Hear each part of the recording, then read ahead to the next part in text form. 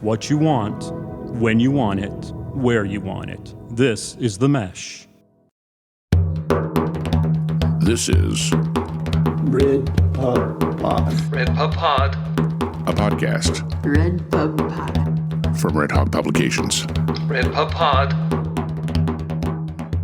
Welcome to Red Pub Pod. I'm Richard Eller, and with me today is a stellar group to talk about an exceptional book. We have Jane St. Clair, our editor extraordinaire, which, by the way, congratulations on a recent winning of a prize out on the West Coast. Oh, thank you, Richard. I appreciate that. You're certainly welcome.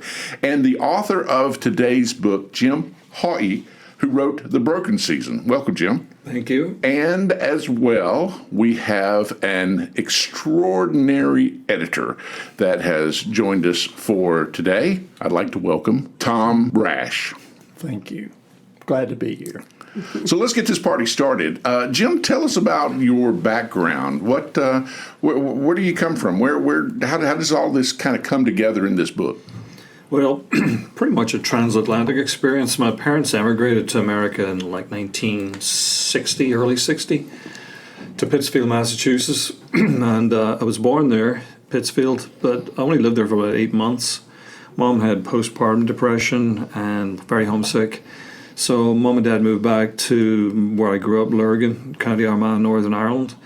And in the early mid-70s, I started running because I was a very bad soccer player, and I got a scholarship offered to a school I'd never heard of called Clemson. And in fact, I got a letter of intent sent to me, and it was an envelope embossed with a tiger paw on it, and I thought it was some kind of wildlife refuge who were soliciting for money from America. Well, it was. It's South Carolina. It was South Carolina. I went to my high school library to look up an atlas map to find Clemson on the map. They weren't on the map that we had. The only town that was in the area was Greenville. So that night, my dad and I were watching a BBC documentary on American football coaches. And this particular episode was about Woody Hayes from Ohio State. So as we're watching it, they showed footage from the Gator Bowl from 1977. And the scene that they showed was Woody running on the field and punching a player on the opposing team. And that player, of course, was a Clemson player. And I tell friends that's how I ended up choosing to go to Clemson, because we were beating people and we were making them angry. So that's my recruiting spiel, pretty much. That's how I ended up coming back to America. Nobody would have ever thought that incident would have been a recruiting poster. No, Woody Hayes was a chief recruiter for me when I look back now. If only for Woody, I would probably not have ended up back in the United States. Okay. And so from there, what happened? Well, went to Clemson 4 years, competed for the university track cross-country team, and then after that, I had a very traumatic year with a roommate in graduate school. His name, I think it's Rash, I can't remember the first name. Yes. Who introduced me to pinto beans and cornbread, which there's a story there quickly about the cornbread. One night I was very hungry in the apartment, went to the refrigerator and saw what I thought was a cake in the fridge, took it out, took a bite of it. It was like licking a salt lick, and I thought, these people don't even know how to make sponge cake. So Tom had to tell me that, no, that's cornbread. It's not, it's not a dessert. Now, Tom, is that your recollection of this? That's exactly what happened. Okay, all right, good. But he got me back. He fed me a dish called champ, which is potatoes, mashed potatoes, and that's it. It's just plate full of mashed potatoes with butter at the bottom. And I said, Jim, where's the rest of the meal? He said, that's it. It's actually a famine meal. Yeah. I mean, that's what the famine survivors survived on. And I'm surprised they survived. Yeah. But anyway. You can mix parsley with it, or in some cases, nettles. Wow. Jim was a very good roommate. So after a year with Tom, I was already engaged at this point to Lori, and we got married in 1985. And I was still in grad school, finished my master's by 1988, and then started teaching and realized very quickly that if I wanted to get a full-time teaching job, I would have to go on and do the old PhD. So I went to the University of South Carolina, while I was also teaching at the same time, and graduated from there in 1996. And had a few teaching jobs. I went for a year. I was at Francis Marion University in Florence, Southern Wesleyan University and Central South Carolina, and then, of course, where I currently teach, Anderson. Been there for 26 years. So this year will be the 40th year of teaching. I started in the fall of '86 as a Clemson teaching assistant. So I figure 40 years might be a good number to pack it in. Wow.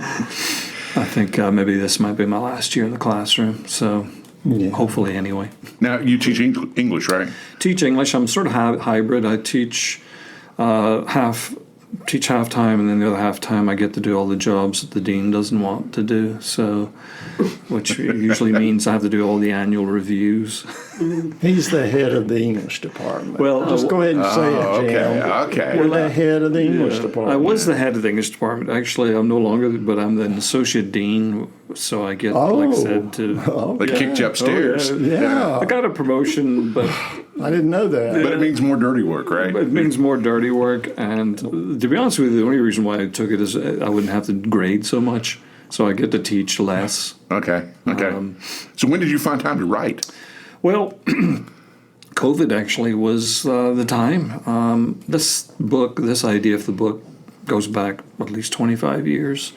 When I first found out about Stumphouse Mountain Tunnel, I remember Laurie and I went up there for a little drive, and we saw this sign saying something about Irish immigrants had built this tunnel. And, you know, when you come to South Carolina, especially where I'm from, you think, well, I might be the first Irish person ever here. Then you discover that there were hundreds of them here, you know, back in the 1850s. So that sort of piqued my interest, and started reading a little bit about it. And most of the things I read about it were really just about the railroad history. There wasn't much about the actual people who built the place. So COVID, pretty much, I had, I guess, done as much research as I possibly could because the research trail ran dry. I did get an early essay article out of it for the South Carolina Historical Association, but initially I had planned to actually write a history book about the place.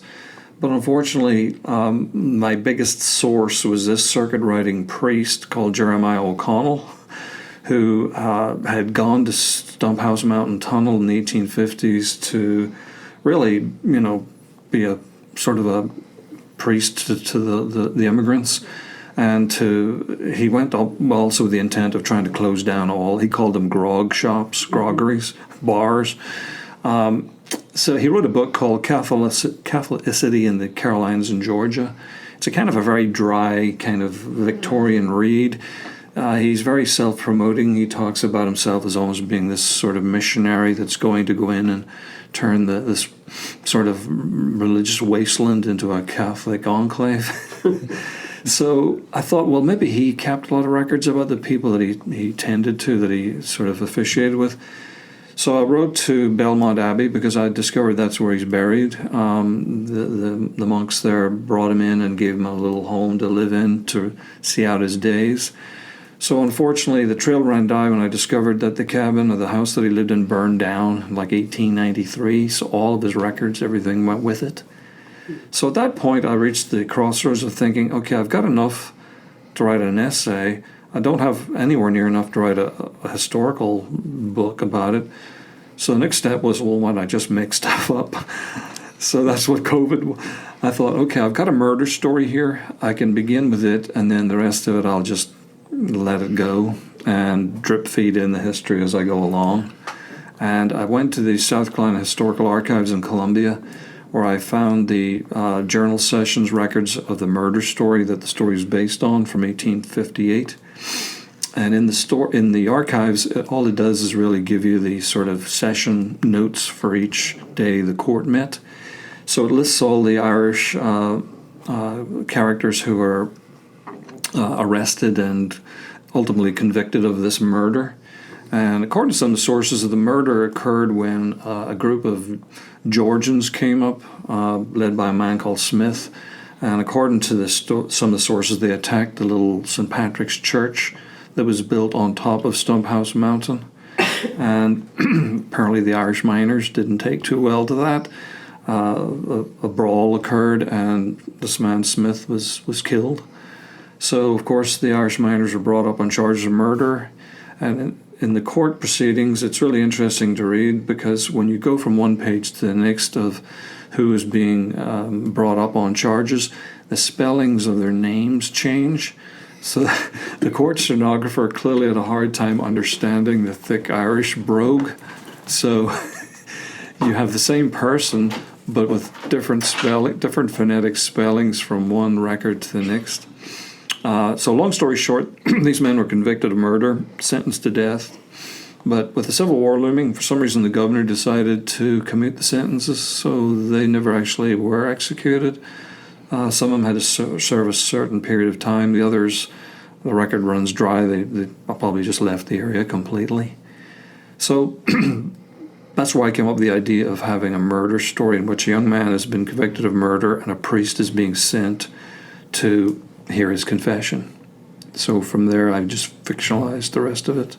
Okay. Now, Tom, as an old college roommate, when did you first get wind that he was writing a novel? They contacted me. He contacted me about possibly editing it, and I did not know he was writing a novel prior to that. Okay. Yeah. I was going to ask Jim if he could maybe speak briefly about the influence of Clemson's English masters on him, because I think we were very lucky to have attended Clemson University when they had a master's degree that required extensive reading. In fact, the reading list we had for our orals was the University of Georgia's doctoral reading list. And I was just wondering if Jim could talk a little bit about the impact that had on him in his writing. Yeah, I'd be glad to. The MA oral reading list that Tom's referring to is quite extensive, to the point of being almost completely intimidating, going all the way from pre-Beowulf up till the late 20th century. You had to face a committee of faculty who were seasoned academicians and teachers, great teachers, who would sit there and interrogate you for how long they wanted to see if you knew the answers to all these sometimes obscure questions. They each had a different speciality, but looking back, I think the preparation I had just to be a writer really was sown in those classes and those hallways. They were a great faculty. Most of them, of course, if not all of them, were essentially writers also. But I remember one of them, Mark Stedman, who's a very good writer in his own right, who once said that he wasn't a writer who teaches, he was a teacher who writes. Mm. And that always stuck with me as sort of a motivating sort of, quote, that I wasn't someone who, retreated to some lonely garret somewhere and, played that stereotypical role of the mad writer in the attic. The tortured writer. Yeah, that never occurred. I was someone who daily went to classroom, taught, prepped, graded, and wrote in my spare time. Mm. And Tom's right, the preparation I had, I've never taken a creative writing course. Most of what I've learned, if not all of what I've learned, is from listening to teacher practitioners who have taught me, and Tom also have taught me many things that I think you pick up by reading, great writing. And a series of osmosis, I guess, occurs, and you absorb it, and you're not even aware you're absorbing it at the time. Like, how do you write dialogue? I mean, I remember reading some of these how-to books, but getting depressed because it was almost like analysis paralysis. You're afraid to write anything because you're afraid of getting it wrong right from the very beginning. So I quickly learned, the old sort of, middle school thing about having a sloppy copy and just going back to it and just constantly chiseling away at it. And that's something Tom certainly taught me. Good writing is good rewriting. In fact, writing is rewriting. If you're not rewriting, you're not writing. So those Clemson days, yes, it was a really a thorough grounding in what writing is, but with an understanding that it's a craft and it's something you have to constantly work at. and it's not something that comes easy. Some of the quotes that I picked up along the way were, from great writers that we read. One of my favorite ones is from Flaubert. He said, "Prose is like hair; it shines with the combing," and that resonated. That's nice. Yeah. That one definitely resonated constantly with me. And another one was this is actually from a South Carolina writer who I heard recently, Lott. He said, Lott said, "Write what you don't know about what you already know." So I said, okay, I already know something, so let me see if I can find out more about what I already know. So just these little sort of, quotes that, I didn't stick them on a wall and stare at them all the time because I probably wouldn't have written anything. You just sort of internalize them, and they make you, face that horrible experience every day of looking at either a blank page or a blank screen and having to start somewhere. I know Ron, Tom's brother, has talked about how running has been a kind of, I guess, attendant skill set, because in running it's you only. Yeah, you have a team, but they can't help. And that old quote from that Clint Eastwood movie, endeavor to persevere. Runners have to endeavor to persevere, so do writers. So I think it's something that you sort of pick up along the way. It's just, you just face it every day. That discipline of going back, and no matter how much criticism you get, you just keep slogging along. Because if you can't take rejection in this, you're in trouble. And I think running trains you to take rejection because, you don't win too many races.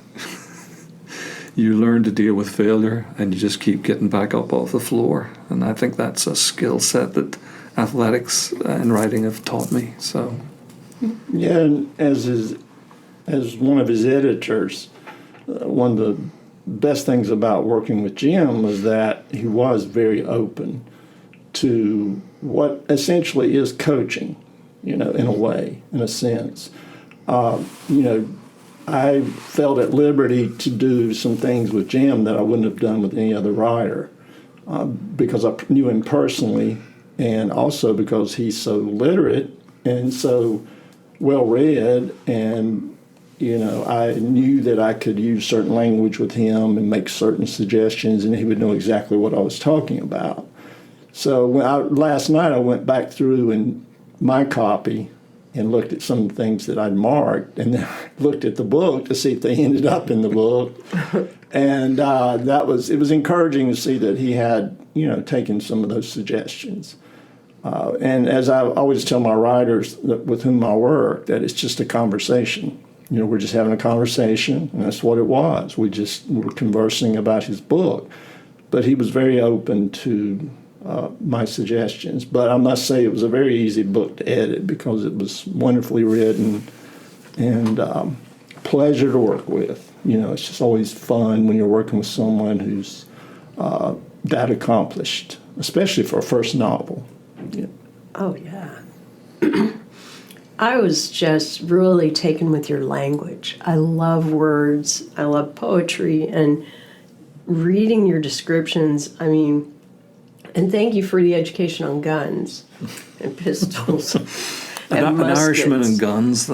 Truly.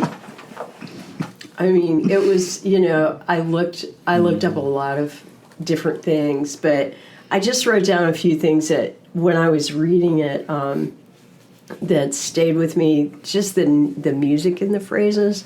Like they carried brown best smooth borders, or 1-inch hemp and hard lay, middens of broken bottles, plug hats and hooper swans, carns.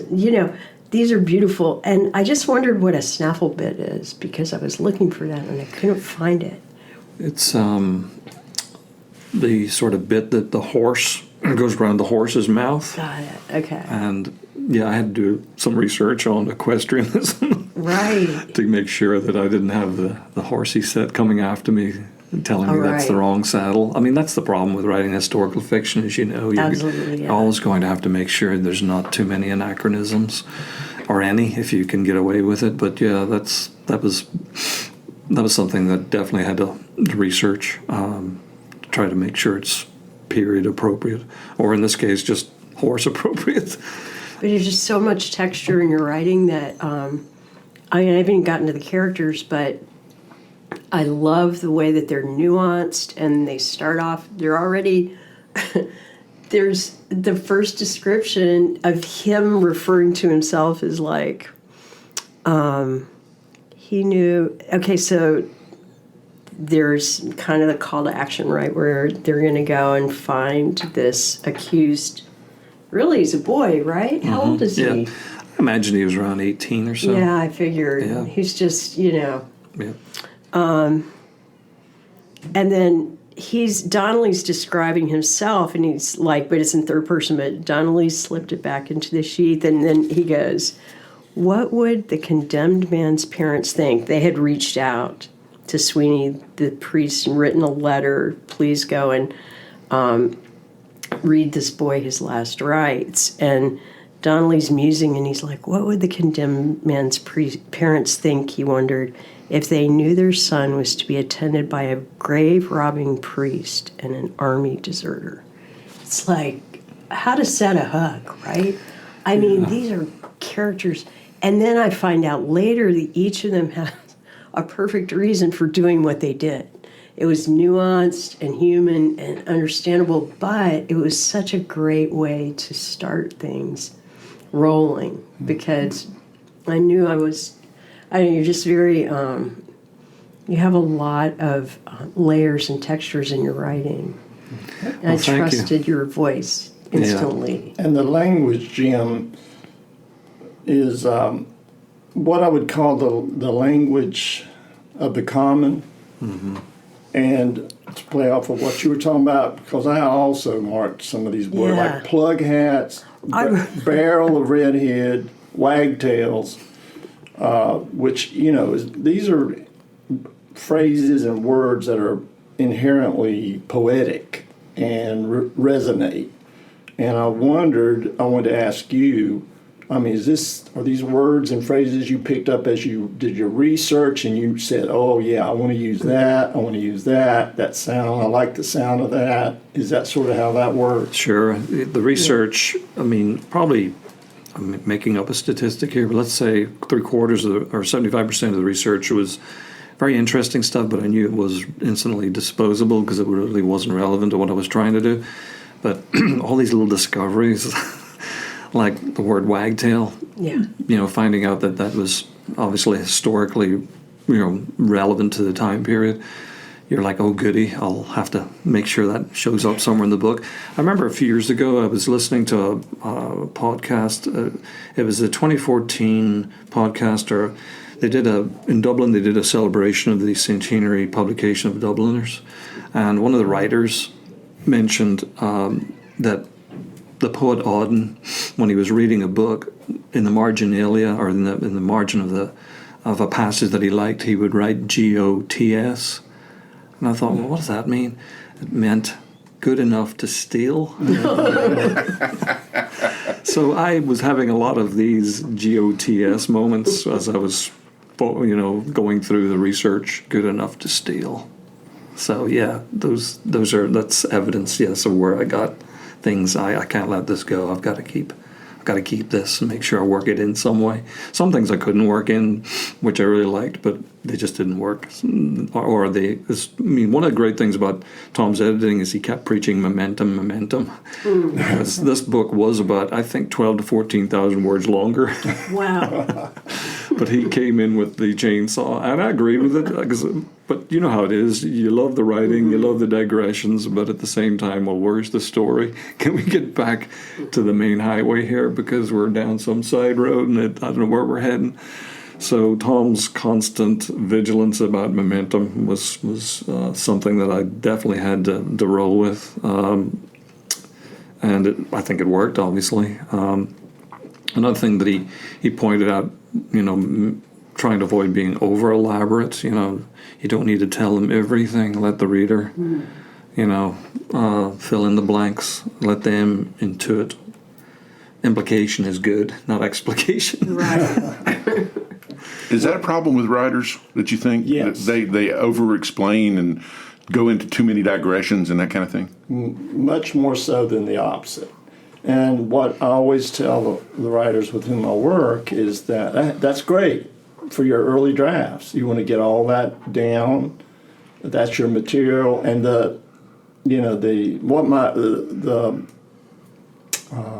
metaphor that my brother Ron uses is it's like Michelangelo before this block of marble, and inside that is David. Somewhere, yeah. Somewhere in there it's David. And you start with your big tools and you start knocking out the big chunks. And as you move towards the actual figure, you get your finer tools.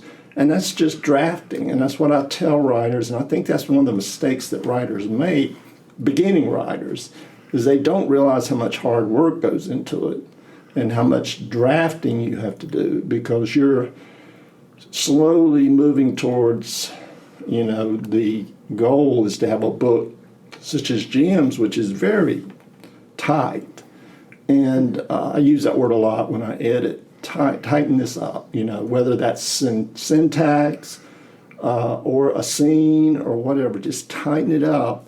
And this book, it ends up, it does have momentum. It starts, it goes, the story continues, and it's just got this inevitable momentum, which, towards the end, which we won't discuss.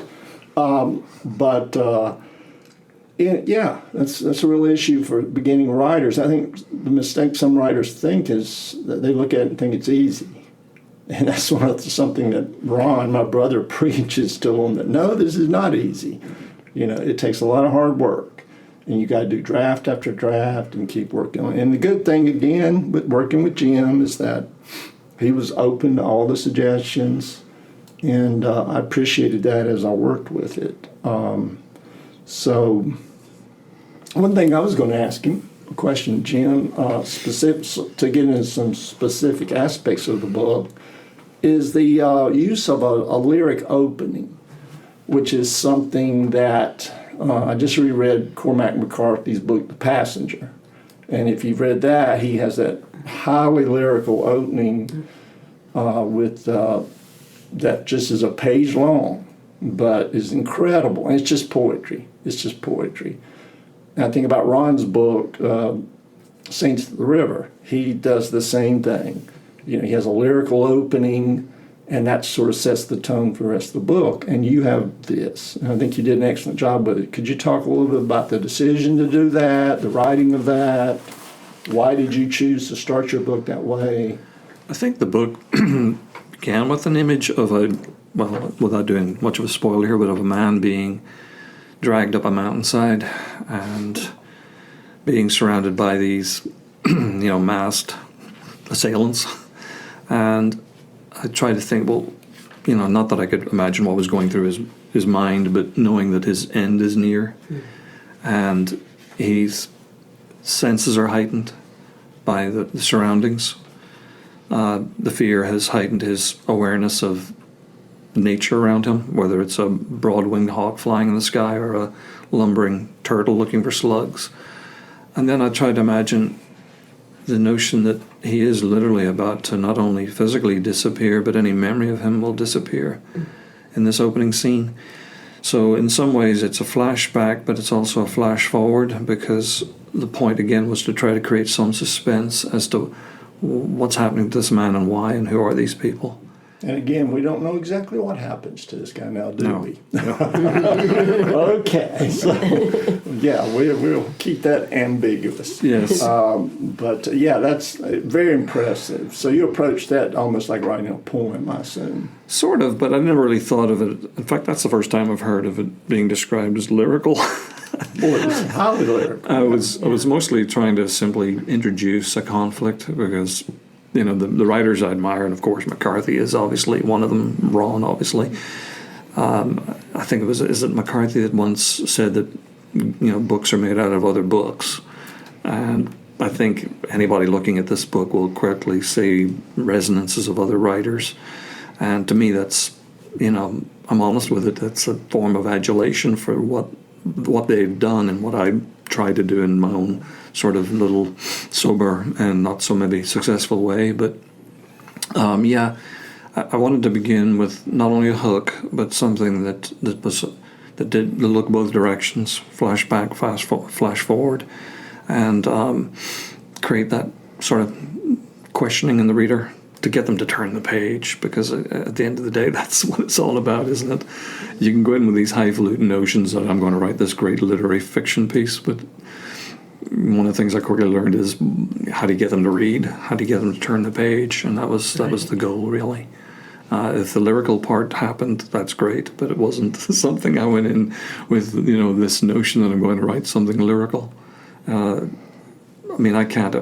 It's like the recent Northern Irish poet Michael Longley, who passed away last year, said that, he's always been asked, where do poems come from? And he said, if I knew where they come from, I'd go there. So it's the same thing about lyrical passages. If I knew where they come from, I'd go there more frequently, but I don't know.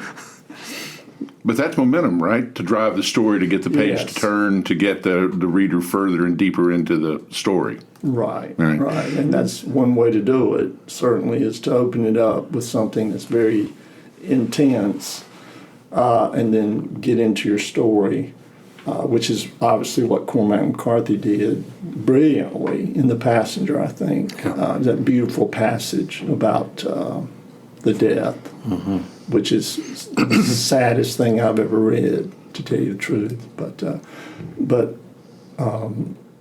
there are other passages that are very lyrical. Page 19, for example. And while you're looking for that, let me just say that our sponsor is Tasteful Beans, and we thank them for sponsoring this podcast. And I should say also that I think we've gotten this far in the podcast, in RedPubPod, without even naming the title of this book, which is The Broken Season. Any clues that you intended to give the reader by titling it that way? Well, the little inscription at the beginning of the book from Job, years ago, I was at a mass service, and the priest was talking about the broken world, and he quoted this inscription, or this quote from the Bible, and it stuck with me. I wrote it down, and I kept thinking, eventually I think I'll make this a title of something. So, obviously when you read the book, you realize that there's a lot of things broken in this story. But yeah, that's where the origin of that came from. Okay. And Jim, I was wondering if you could read a paragraph that I found especially. We were talking about the language, the lyricism of the language, and when I was looking back over it, and if you wouldn't mind reading the part I just marked. Yeah, I'd be glad to. This is from page 19. It's the scene where Donnelly is waiting for Sweeney to come back to the cabin where they're living. And passage goes like this. Donnelly stepped out onto the back stoop and peered up at the night sky. A full moon, the stars celestial lanterns.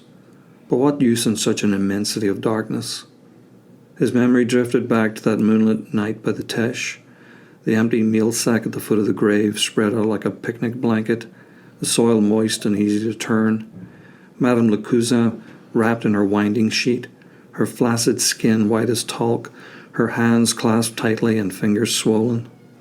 Donnelly's knife cleanly cut her wedding ring finger. They planned to pawn the ring to a druggist in New Iberia to provide for the orphans after the storm. Yellow fever was expected, as was malaria, so there was an especial need for quinine.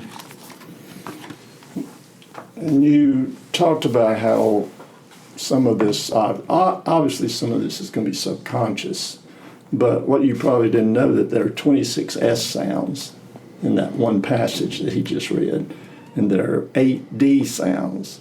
And then when you think about stoop, moon, and the relationship between those two words, cleanly cut, which is to me is onomatopoetic, and then ring finger.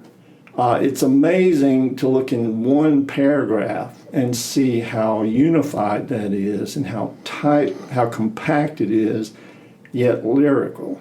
And I think that goes to what Jim was talking about. I doubt that he was conscious of the fact that he was doing that. But of course, that's also related to talent, which is, I mean, sometimes you just have a knack for language or you don't. And I think Jim clearly has a knack for language because that's a brilliant passage, I think. It's beautiful, and it too gives this whole sense of why these flawed people in the very first page, third page, right? It's like they're flawed, whatever, but it's like, oh, it's a payoff too, right? So that you see why this guy would go robbing graves. I'm putting air quotes around that, but for orphans, and it's so well put, And it's almost made me think of Da Vinci too. Going to the graves to find the bodies, to paint his beautiful journals and all the things. It's like it's for a bigger purpose going on. And Tom, I so agree with you about your suggestion before we sat down here, where you're like, you need to read your book when it becomes an audiobook, because your reading voice is it's perfect for this, Thank you. Yeah, it's musical. It's musical without trying to be, It brings quite a lot of authenticity to the whole story, if you think about it. Yeah, right? Yeah, and one technical point, another technical point I'd like to discuss with Jim, or hear him talk about, is how he treated his dialogue, which using em dashes instead of quotation marks, which I like.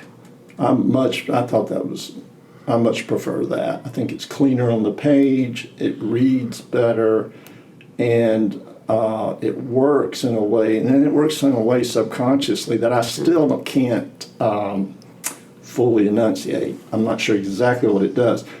If you talk about that decision, Jim, and Yeah, the using of the em dash wasn't really a conscious choice initially. Probably just imitation of other writers. I mean, we were talking maybe Joyce here and McCarthy, and I just like it. To me, it seemed like a cleaner sort of entree into the actual speech pattern. I've never been a huge fan of quotation marks because they look like some kind of, I don't know, hieroglyphics on the page to me that sort of give you this artificial sort of notice that, okay, now we're going to hear someone speak. But I know it's a personal preference. I have used quotation marks, obviously, in other little squibs I've written. But for this case, I really wanted that. I thought it was more of a sense of immediacy without some kind of road sign, although it is a road sign. But the dash seemed to have that kind of sort of, like I said, cleaner, more concise entry point into a verbal exchange. I just, for me, it does look cleaner on the page. Doesn't mean I'll never use quotation marks, but I think for this story, especially with Donnelly and Sweeney being these two sort of characters who are constantly bantering back and forth, the dash seemed to make that more immediate to me, whereas the quotation marks seemed more formal kind of indicator of speech. And I didn't want that. I wanted these two guys to be, in Northern Ireland, where I'm from, we call it slagging, where you banter back and forth and give each other grief. And I wanted these two to sound like an old married couple almost. They've been together so long that they don't even think about what they're saying anymore. It's just this sort of, patois between them. So to me, the dash seemed to be a better way to sort of express that kind of friendship. I think it's a wise choice. So how did you balance the humor that we get in the novel, primarily from the banter or the slang? How did you consciously go back and say, okay, now I have to be careful here that I don't get too much of this in here, because this is, again, we're back to momentum, right? Mm-hmm. If you have these characters over here giving each other grief, yeah, that's funny, it's entertaining, and it may be, you think, oh man, that's really good stuff. But I'm kind of thinking about the novel as a whole, right? Yep. Yeah, I had to scale it back initially because it was becoming a kind of riotous roadshow between the two of them. It's like Bob Hope and Crosby. Just firing zingers back and forth at each other. But part of it was just, I'm from obviously Northern Ireland, Ulster, and it was Ulster memory of hearing these characters in my head, in bars and taverns and, in fields, because I was a cross-country runner, and hearing people talk that overheard speech where they would basically, shift gears between something very serious to something, obviously kidding each other, joking, sarcasm, which I think is a particular, feature of the Northern Irish character, that you don't take each other too seriously. But you're right, in terms of trying to modify it so that it kept pace with the story so that it wasn't simply a complete distraction.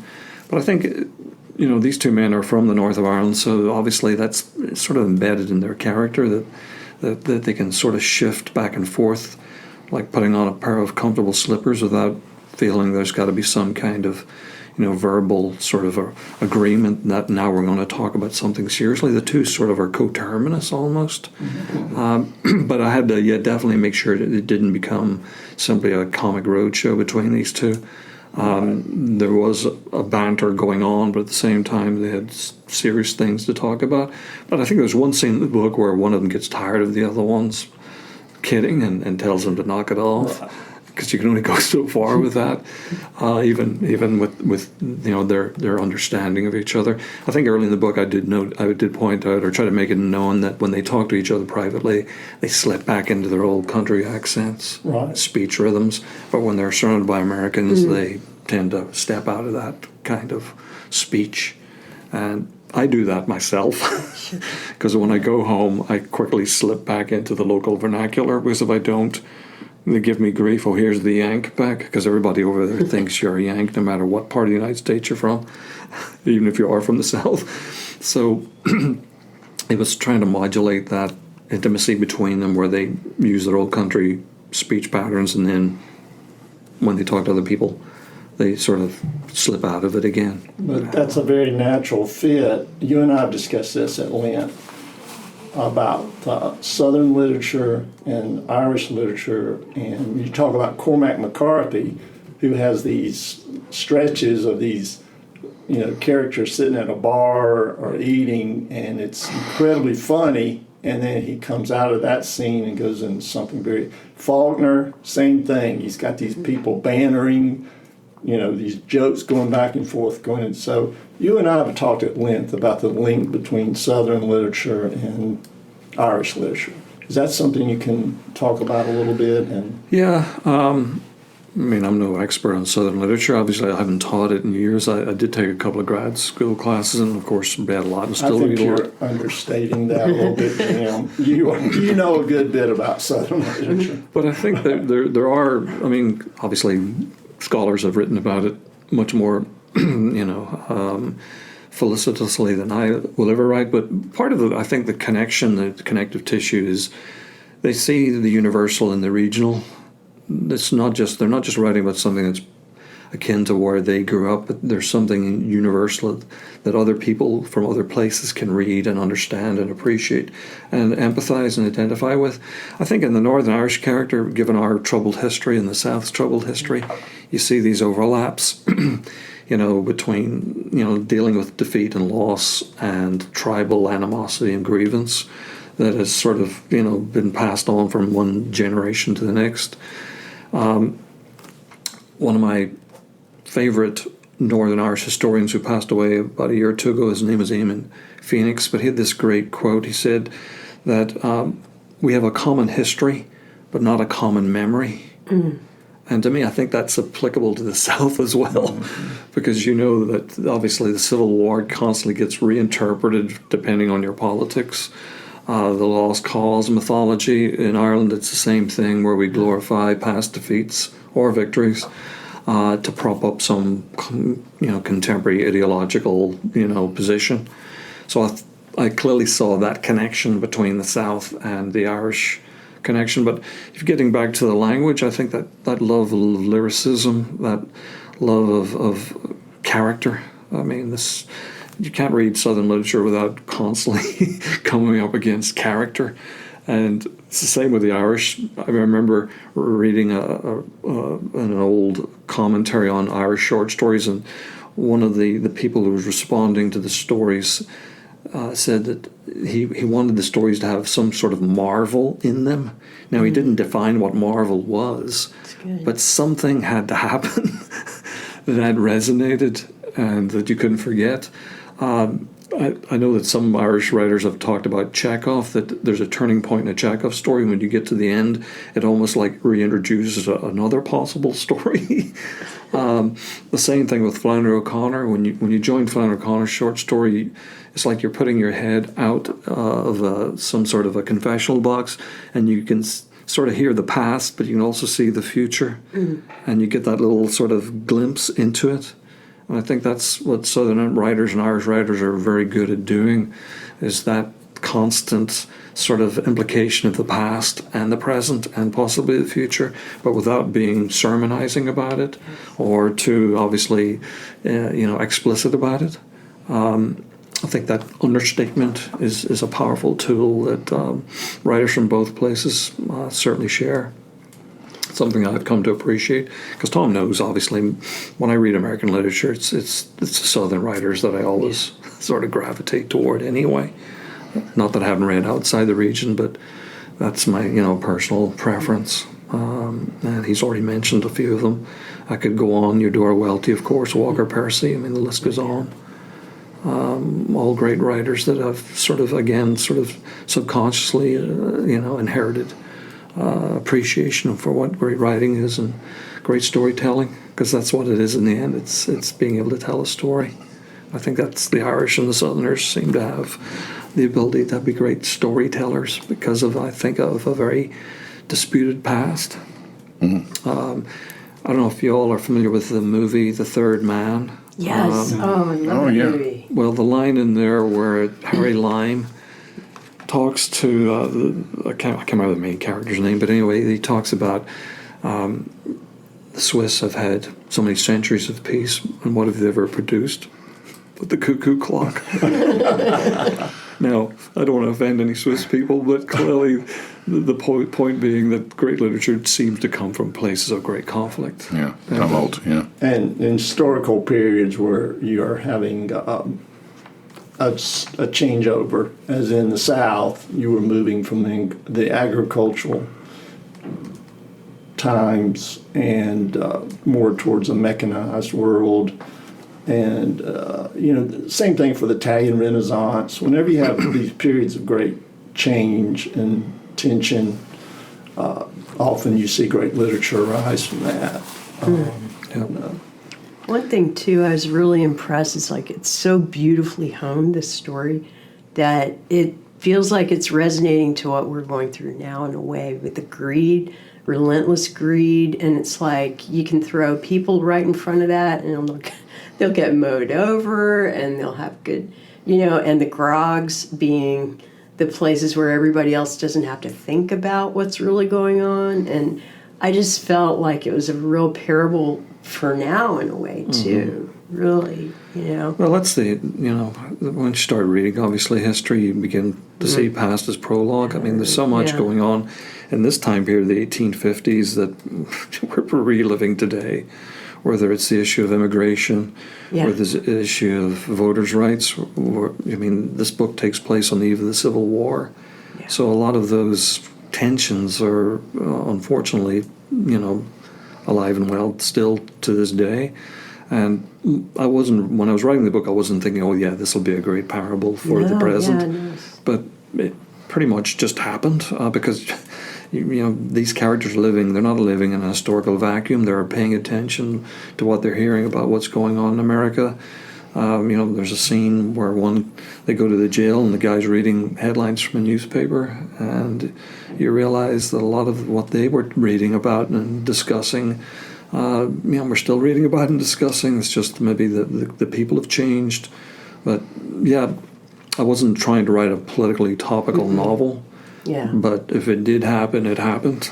And, again, the more you read about your past history, the more you realize that there are so many of the parts of our history that we've either never learned about or forgotten. And, these darker periods of history. In Ireland, of course, we can't agree on history at all because we have different warring narratives about what happened in the past, which we constantly dredge up to score points against each other. So to me, that seemed to be something that we're simply we're living through it again. Yeah, I on my way down here today on I-40, I saw a huge Confederate flag, and I thought, goodness, that's exactly what you're talking about. I just think about, as I drove by that, what I thought about that as opposed to the person behind me. I thought it was an outrage, but that's just what I thought. And there's some people who think it's wonderful. Yeah, So. well, in Northern Ireland, of course, flags are contentious territory as well, especially at this time of year in July, because of the annual marches, parading season of the Orange Order. So, of course, Union Jacks, tricolors, Ulster emblems, Ulster flags. We even contend over the same sort of iconography, like the red hand of Ulster. Both sides claim it, but for different political interpretations. So again, it's a territorial marking out. Again, trying to implicate that my understanding of the past is the true narrative and yours is some kind of ideological make-believe. Yeah. And That's the way we are as humans, isn't it? yes, it is. Yeah. So going back to a connection between the Irish and the South, of course, a lot of it for me is the topography of Western Carolinas. I mean, obviously we all know about the Scots-Irish settling these mountains. And one of the things that I was drawn to was the topography, that it reminded me of home. Now, of course, your mountains have trees on them, ours don't. But it was the same kind of mountain fastnesses and were places where these little people could disappear into and have their own sort of culture that hadn't been sort of mainstreamed or merchandised by, the greater, wider world out there. And one of my favorite quotes is a Blake quote that I came across when I was writing this. The quote comes from one of his poems called Gnomic Verses. He said, "Great things are done when men and mountains meet. This is not done by jostling in the street."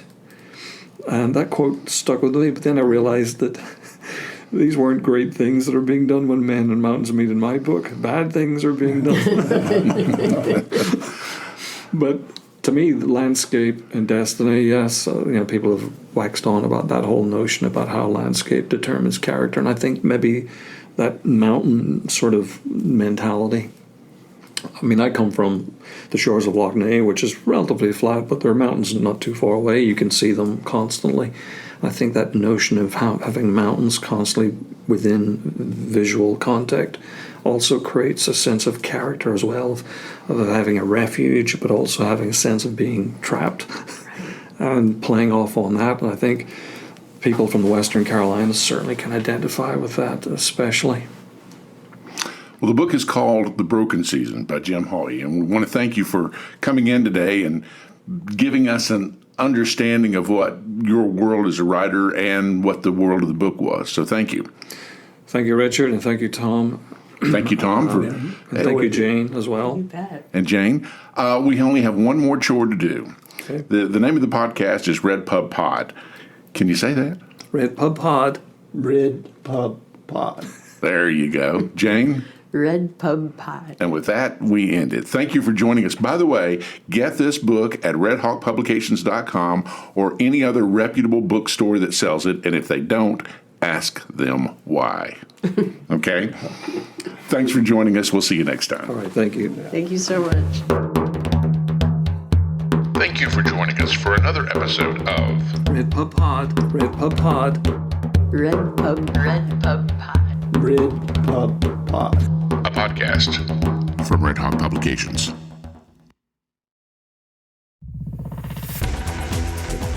You've been listening to The Mesh, an online media network of shows and programs ranging from business to arts, sports to entertainment, music to community. All programs are available on the website as well as through iTunes and YouTube. Check us out online at themesh.tv. Discover other network shows and give us feedback on what you just heard.